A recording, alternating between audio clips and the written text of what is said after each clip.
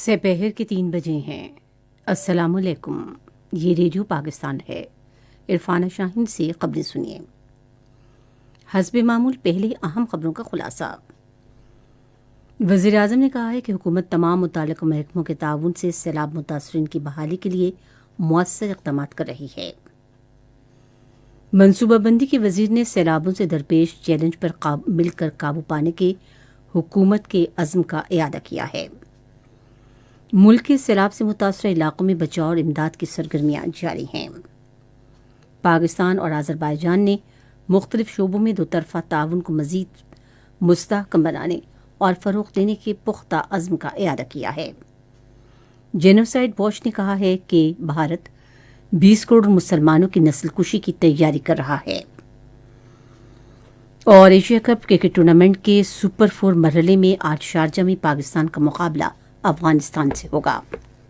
خبریں تفصیل کے ساتھ۔ وزیر اعظم شہباز شریف نے کہا ہے کہ حکومت تمام متعلقہ محکموں کے تعاون سے سیلاب متاثرین کی بحالی کے لیے اقدامات کر رہی ہے۔ وہ آج ڈیرہ اسماعیل خان میں سیلاب سے متاثرہ سگو پل کی بحالی کے کام کا جائزہ لینے کے بعد تقریب سے خطاب کر رہے تھے۔ انہوں نے کہا کہ حکومت نے معاوضے کی رقم 28 ارب سے بڑھا کر 70 ارب روپے کی ہے۔ شہباز شریف نے کہا کہ حکومت نے اب تک بے نظیر انکم سپورٹ پروگرام کے ذریعے شفاف طریقے سے 20 ارب روپے تقسیم کیے ہیں۔ انہوں نے کہا کہ حکومت نے سیلاب کے نتیجے میں جاں بحق ہونے والے افراد کے ورثاء کو 10-10 لاکھ روپے دینے کا بھی فیصلہ کیا ہے۔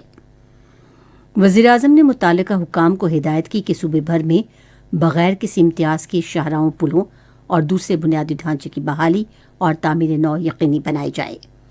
انہوں نے کہا کہ تباہ کن سیلاب سے سندھ اور بلوچستان میں کھجور، کپاس اور چاول کی کھڑی فصلیں شدید متاثر ہوئی ہیں۔ انہوں نے کہا کہ حکومت متاثرہ کاشتکاروں کو مالی امداد بھی فراہم کرے گی۔ شہباز شریف نے 2 ہفتے میں ضلع ٹانک میں 100 مکانوں پر مشتمل ایک ہاؤسنگ منصوبہ شروع کرنے کا بھی اعلان کیا۔ اس ہاؤسنگ منصوبے کی فنڈنگ ایک مقامی مخیر شخص کر رہا ہے۔ شہباز شریف نے سیلاب میں پھنسے لوگوں کو بچانے کے لیے انتھک کوششیں کرنے پر پاک فوج اور مقامی انتظامیہ کو سراہا۔ منصوبہ بندی کے وزیر احسن اقبال نے سیلاب کے چیلنج پر قابو پا کر مل کر قابو پانے کی حکومت کے عزم کا اعادہ کیا ہے۔ وہ آج اسلام آباد میں national flood response and coordination centre کے ایک اجلاس کی صدارت کر رہے تھے۔ انہوں نے متعلقہ حکام کو ہدایت کی کہ وہ سیلاب سے متاثرہ علاقوں کے لوگوں کو آلودہ پانی سے پیدا ہونے والے امراض سے بچانے کے لیے ہنگامی بنیادوں پر اقدامات کریں۔ انہوں نے کہا کہ سیلاب متاثرین کی بحالی کے لیے نقصانات کے تخمینے کے لیے سروے کا عمل تیز کیا جائے۔ انہوں نے مزید کہا کہ موجودہ صورتحال میں ڈیش بورڈ کے ذریعے درست اعداد و شمار انتہائی اہم ثابت ہوں گے۔ ملک کے سیلاب سے متاثرہ علاقوں میں بچاؤ اور امداد کی سرگرمیاں جاری ہیں۔ National flood response and coordination centre کے مطابق پاک فوج نے سیلاب متاثرین میں 4377.9 ٹن خوراک، 887 ٹن کھانے پینے کی اشیاء، 25 لاکھ سے زیادہ ادویات تقسیم کی ہیں۔ 250 میڈیکل کیمپوں میں 98,000 سے زائد مریضوں کا علاج بھی کیا گیا۔ پاک فوج نے سندھ، جنوبی پنجاب اور بلوچستان میں 147 امدادی کیمپ قائم کیے ہیں۔ ہیلی کاپٹروں نے گزشتہ 24 گھنٹے کے دوران پھنسے ہوئے لوگوں کو نکالنے اور سیلاب متاثرین کو 30 ٹن امدادی اشیاء پہنچانے کے لیے 217 پروازیں کیں۔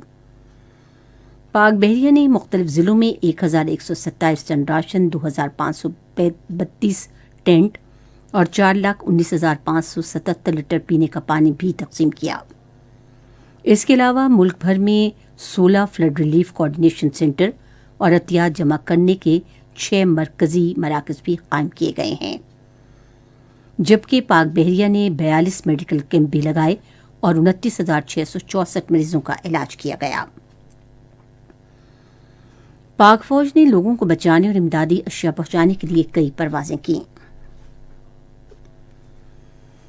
صدر مملکت ڈاکٹر عارف علوی نے چین کے جنوب مغربی صوبے شینچوان میں تباہ کن زلزلے میں قیمتی جانوں کے ضیاع پر اور املاک کی تباہی پر گہرے دکھ اور افسوس کا اظہار کیا ہے۔ ایک پیغام میں انہوں نے چین کی قیادت کے ساتھ دکھ اور افسوس اور سیاچن کے عوام کے ساتھ دلی ہمدردی کا اظہار کیا۔ پاکستان اور آذربائیجان نے توانائی سمیت مختلف شعبوں میں دو طرفہ تعاون کو مزید مستحکم بنانے اور فروغ دینے کے پختہ عزم کا اعادہ کیا ہے۔ یہ اتفاقی رائے وزیر اعظم شہباز شریف اور آذربائیجان کے صدر الہام حیدر علیوف کے درمیان آج ٹیلی فون پر گفتگو کے دوران ہوا۔ گفتگو کے دوران وزیر اعظم نے پاکستان کے سیلاب متاثرین کے لیے آذربائیجان کی طرف سے $20 لاکھ کی فراق دلانہ امداد پر تشکر کا اظہار کیا۔ انہوں نے کہا کہ پاکستان مانسون بارشوں سے پیدا شدہ شدید صورتحال سے نمبردازماں ہے، جس کے نتیجے میں انسانی جانیں ضائع ہوئیں اور روزگار اور بنیادی ڈھانچے کو نقصان پہنچا۔ وزیر اعظم نے کہا کہ بنیادی ڈھانچے کی تباہی کی وجہ سے معاونت کی فراہمی اور متاثرہ لوگوں کی دوسرے مقامات پر منتقلی میں رکاوٹ پیدا ہوئی۔ پاکستان اور آذربائیجان کے درمیان دو طرفہ تاریخی تعلقات سے متعلق گفتگو کرتے ہوئے شہباز شریف نے کہا کہ دونوں ملک اقوام متحدہ اسلامی تعاون تنظیم اور اقتصادی تعاون تنظیم میں ایک دوسرے کی حمایت کرتے ہیں۔ یہ خبریں آپ ریڈیو پاکستان سے سن رہے ہیں۔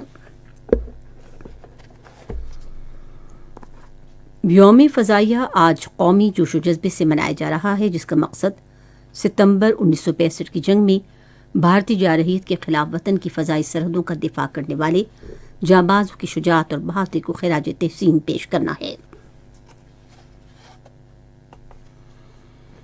وزیر اعظم محمد شہباز شریف نے یوم فضائیہ کے موقع پر اپنے ایک ٹویٹ میں پاک فضائیہ کے شہیدوں اور غازیوں کو ملکی فضائی حدود کا دفاع کرنے پر زبردست خراج تحسین پیش کیا ہے۔ انہوں نے کہا کہ پوری قوم کو پاک فضائیہ پر فخر ہے، جس نے ہمیشہ یہ بات ثابت کی ہے کہ جس کسی نے بھی مادر وطن کے خلاف مذموم عزائم ہیں، اسے بدترین شکست کا سامنا کرنا پڑے گا۔ ادھر ایئر وائس مارشل زعیم افضیاس کی سربراہی میں پاک فضائیہ کے ایک دستے نے آج کراچی میں شہید پائلٹ افسر راشد منہاج نشان حیدر کی آخری آرام گاہ پر حاضری دی۔ ایئر وائس مارشل نے پھول چڑھائے اور فاتحہ پڑھی۔ پاک فضائیہ کے دستے نے بہادر افسر کو سلامی دی، جس نے دشمنوں کے ہاتھوں میں جانے کے بجائے اپنی جانیں قربان کرنے کو ترجیح دی۔ وزیر دفاع خواجہ محمد آصف نے کہا ہے کہ کسی کو یہ حق حاصل نہیں کہ وہ ریاستی اداروں کو بدنام کرے۔ آج تیسرے پہر اسلام آباد میں وزیر خزانہ مفتاح اسماعیل کے ہمراہ ایک نیوز کانفرنس سے خطاب کرتے ہوئے انہوں نے کہا کہ تحریک انصاف کے چیئرمین عمران خان نے متعدد بار اپنے سیاسی بیانیے کو تقویت دینے کے لیے ریاستی اداروں کو استعمال کرنے کی کوششیں کیں۔ اس موقع پر اظہار خیال کرتے ہوئے مفتاح اسماعیل نے کہا کہ اتحادی حکومت معیشت، بجلی اور ترقیاتی منصوبوں کی بحالی کے لیے کوشاں ہیں، جو عمران خان کی گزشتہ 4 سال کی حکومت میں تعطل کا شکار رہے۔ الیکشن کمیشن نے پاکستان تحریک انصاف کے چیئرمین عمران خان کے خلاف توشہ ریفرنس کی سماعت رواں ماہ کی 29 تاریخ تک ملتوی کر دی ہے۔ چیف الیکشن کمشنر سکندر سلطان راجہ کی سربراہی میں 5 رکنی بینچ نے ریفرنس کی سماعت کی۔ آج سماعت کے آغاز پر پی ٹی آئی کے چیئرمین عمران خان نے کمیشن کو اپنا جواب پیش کیا۔ انسانی حقوق کے بارے میں عالمی شہرت یافتہ تنظیم جینوسائیڈ واچ کے بانی اور صدر ڈاکٹر جارج سیتتان نے کہا ہے کہ بھارت 20 کروڑ مسلمانوں کی نسل کشی کی تیاری کر رہا ہے۔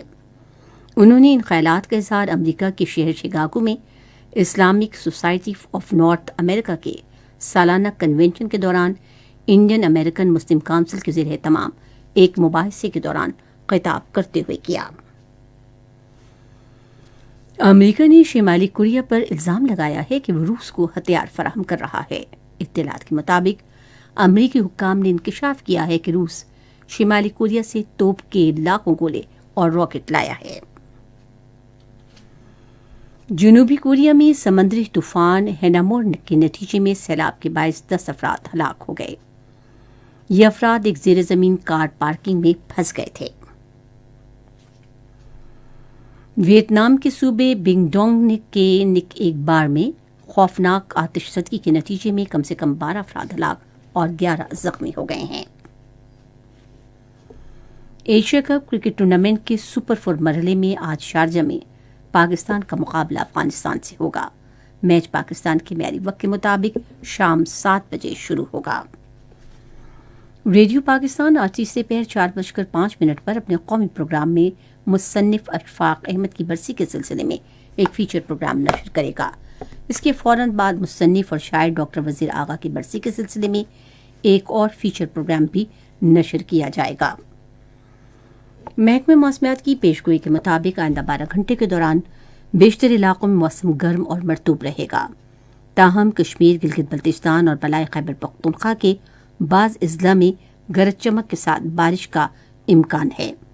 आज रिकॉर्ड किया गया बाज़ बड़े शहरों का दर्जा हरारत।